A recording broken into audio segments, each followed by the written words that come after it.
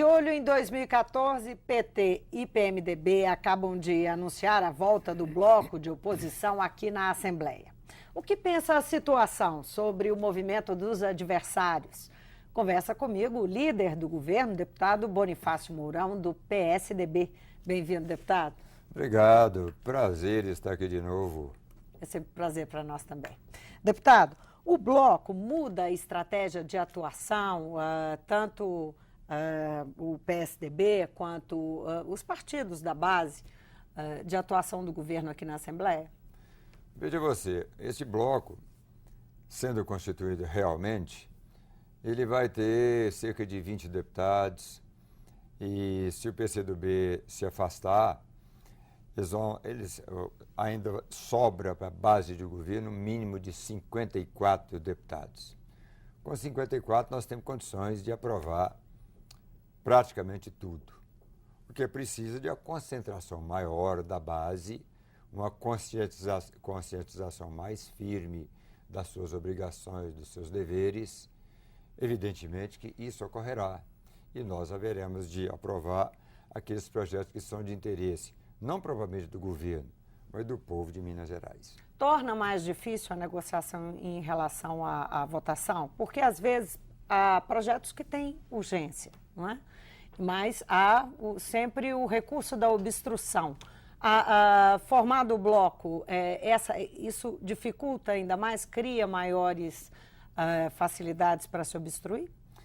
Eu acredito que não, porque o regimento interno, ele dá o direito para cada deputado de 1 hora para discussão e mais 10 minutos para encaminhar requerimentos.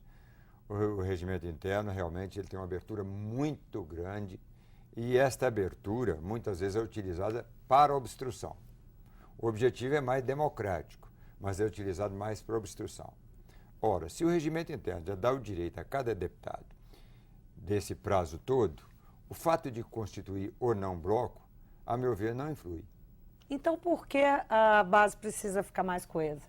Talvez seja para estimular mais os deputados que vão constituir a base ou vão constituir o bloco de oposição, seja mais para estimulá-los para obstruir, ou então para afirmar-se mais na oposição. O senhor disse o bloco existindo pode criar um embate mais intenso, é isso? Pode, porque a toda ação corresponde uma reação. Na medida que eles tiverem uma ação mais forte de oposição, é evidente que a base de governo vai ter uma reação mais forte também, vai se unir cada vez mais, vai comparecer cada vez mais às reuniões e vai ter uma posição mais firme de aprovação dos projetos de interesse do governo e de interesse do Estado. A base está precisando ficar mais coesa, deputada? Olha, eu não vou dizer que esteja precisando mais coesa, mas nós precisamos de um comparecimento mais intenso dos deputados da base em votações de interesse maior. Não, eu já disse aqui, não só do governo, mas do povo de Minas Gerais. Mas quando o senhor diz que é preciso maior presença, o que faz, enfim, deputados da base não estarem presentes em votações importantes? Olha... Existe algum tipo de dificuldade? O governo está tendo algum tipo de dificuldade com a base? Os deputados da base, não só os deputados da base, mas a grande maioria dos deputados mineiros são do interior. Minas Gerais é um estado diferente, porque a população de Minas, 80% da população é do interior. O que não acontece, às vezes, em outros estados, grande parte está na capital. Então, como a grande maioria é do interior, os deputados têm obrigações grandes no interior, nas suas bases. E essas obrigações prendem muitos deputados às suas bases. Por isso, há alguma dificuldade em estar aqui em todas as votações aqui na capital. Então, eles vão ser chamados a estar mais presentes? Eu acredito que sim, porque, como já explicamos aqui, na medida que a oposição estimula, obstrui, a base vai sentir mais ainda na responsabilidade de estar aqui para responder a esse desafio de obstrução. O senhor fez uma referência ao PCdoB. O PCdoB é um partido que está no chamado bloquinho, né? Num dos blocos de sustentação do governo e, tradicionalmente, é um partido que está alinhado à oposição, esteve. A expectativa da oposição é que o PCdoB, não que o PCdoB integre, mas que ele se alinhe à oposição, ao bloco, pelo menos informalmente. Qual que é a situação? Por que ele não pode entrar para o bloco de oposição? A questão é regimental. Quando se compõem os blocos, e as comissões da Assembleia, o regimento define a situação de cada um. Se o PCdoB, se pudesse sair, ou se saísse, iria perder lideranças e assim por diante. Então, o regimento estabelece 2 anos, e nesse prazo de 2 anos não pode ser alterado. Agora, eu não acredito que o PCdoB venha alinhar a oposição. Os deputados do PCdoB, nós temos que fazer o melhor convívio, inclusive um convívio político muito importante, e eles não têm nenhum motivo, a meu ver, para mudar de posição. Então, está achando que isso não vai acontecer. Agora, o PRB tem previsão de estar dentro do bloco, junto com o PMDB e PT. Olha, isso... Essa expectativa eu não posso dizer isso porque eles não têm conversado comigo. Eu não fui procurado por nenhum deles para dizer que estão desligando ou que vão partir para uma linha diferente. Eu não posso responder sobre isso. Somente eles. Só para esclarecer, para quem não sabe, o bloco ele ainda não está formalizado, mas os partidos PT, PMDB e PRB segundo os próprios deputados desses partidos, já fecharam um acordo para a formação do bloco, só não está ainda formalizado. Agora, a preocupação, mudando um pouquinho de rumo aqui, há uma preocupação de líderes dos partidos da base em se aproximar dos prefeitos.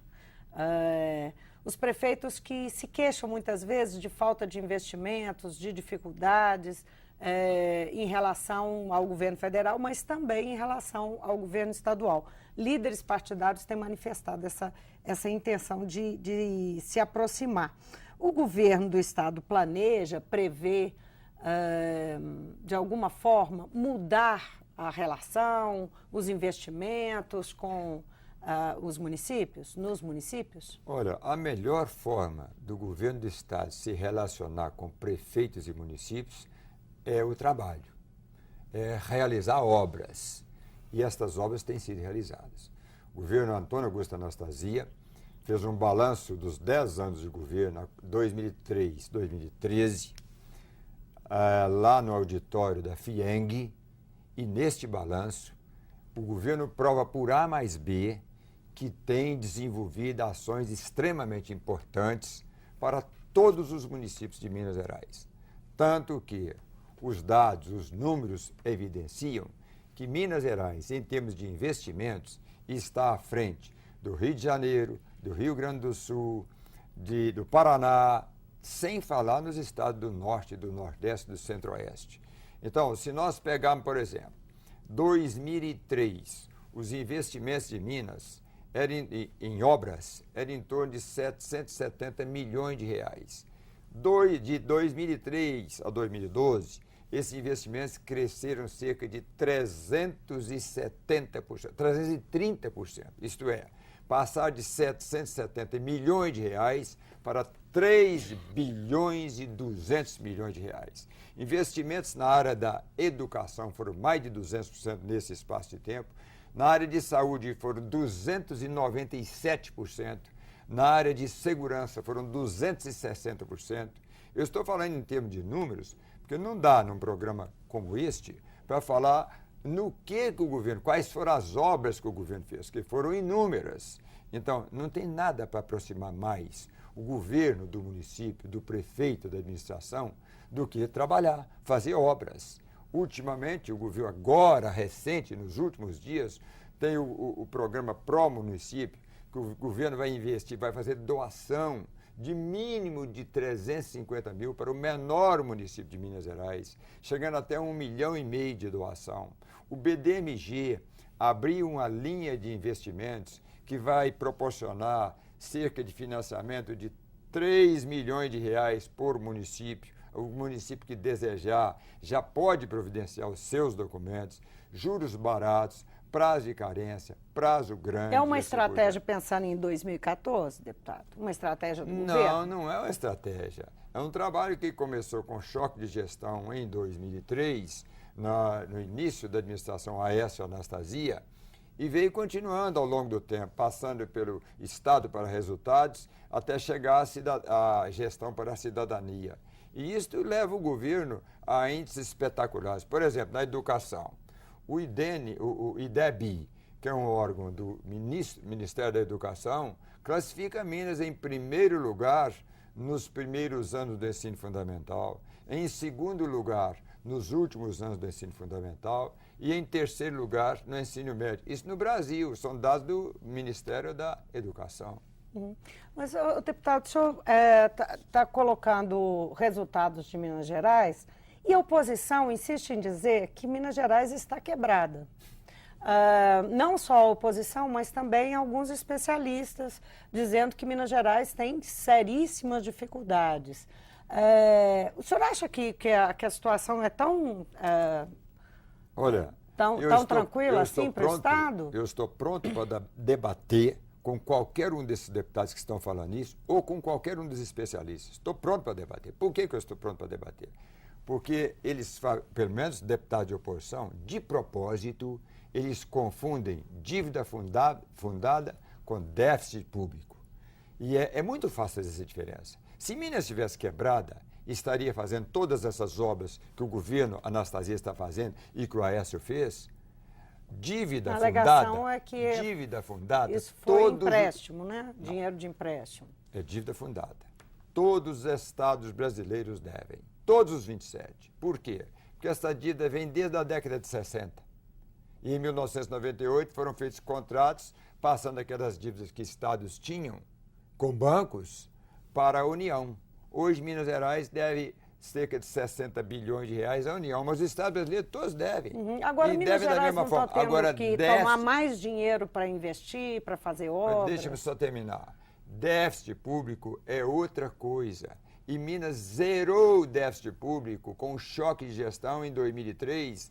E qual é a diferença? É que déficit público significa não gastar mais do que recebe. É a mesma coisa da dona de casa, não pode gastar mais do que tem de renda.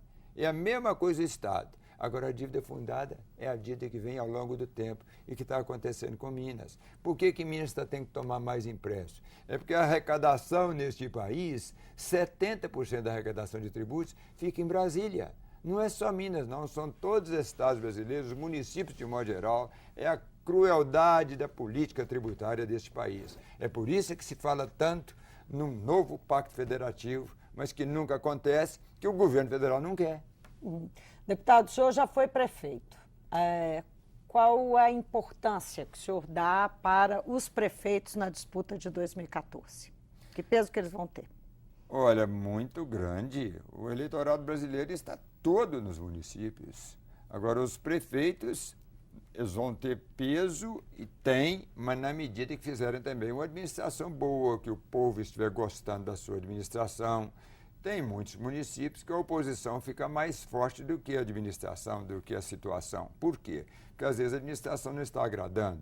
Então depende muito do desenrolar da administração. Mas que os prefeitos, de um modo geral, têm um peso muito grande, isso não tem dúvida. São cabos eleitorais poderosos. Fortes, toda a vida foi, historicamente foram. O PT já apresentou um nome para o governo do Estado, para candidato a governo do Estado, que é Fernando Pimentel. Saiu até uma pesquisa recente mostrando Fernando Pimentel, que foi prefeito de Belo Horizonte e é ministro, acima dos 30% de intenção de voto. E a situação ainda não escolheu um nome, né? O PSDB ainda não tem um nome. E nos bastidores há um zum de que esse nome devia ser colocado, uma certa preocupação. O senhor acha que está na hora do nome ser escolhido? Não, não acho e não poderia ter sido. Isso partiu do Lula, que procurou lançar Dilma antes da hora candidata à reeleição, e ela mesma vai ser prejudicada por isso, porque muita coisa que ela fizer da agora para frente, grande parte do povo vai pensar que ela está fazendo que é candidata à reeleição, E por causa disso vem o desdobramento no país todo. Aí os candidatos a governador já começam a aparecer, os candidatos a deputados, e a administração do país, a administração dos estados, a administração dos municípios fica prejudicada. Porque muita coisa se faz e se vai fazer em busca de votos. Isso é complicado, isso não devia acontecer. Quando se dá um percentual para o Pimentel, como você está falando, de 30%, faltando mais de 1 ano e meio para as eleições, ou 1 ano e meio, isso é muito cedo. Não, a pesquisa, no momento, não significa praticamente nada. A pesquisa também mostrou os candidatos possíveis da situação com menos de 5%, né? Até 5%. Eu não tenho dúvida de que nós vamos reeleger, nós vamos eleger o sucessor do governador Anastasia. Por que eu não tenho dúvida disso? Porque o povo de Minas Gerais vai querer, sem dúvida, a continuidade dessa administração, que começou em 2003 com o choque de gestão, com Aécio Neves e com a Anastasia.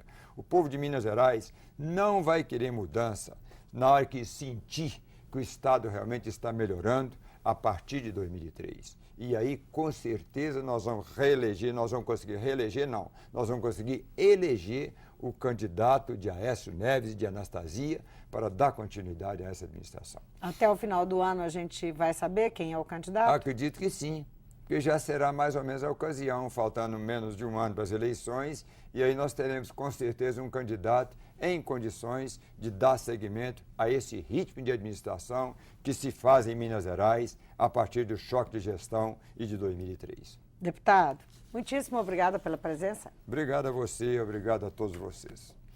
Eu conversei com o deputado Bonifácio Mourão, do PSDB, que é o líder de governo na Assembleia, e nosso assunto aqui é a formação do bloco de oposição, como é que a base vai trabalhar para, enfim, lidar com essa novidade, que é o bloco que está sendo reeditado e que se aglutinam aí PMDB, PT e PRB. Isso ainda não está totalmente formalizado, mas já está acertado entre os partidos. O Mundo Político fica por aqui. Obrigada por nos acompanhar e até o próximo programa.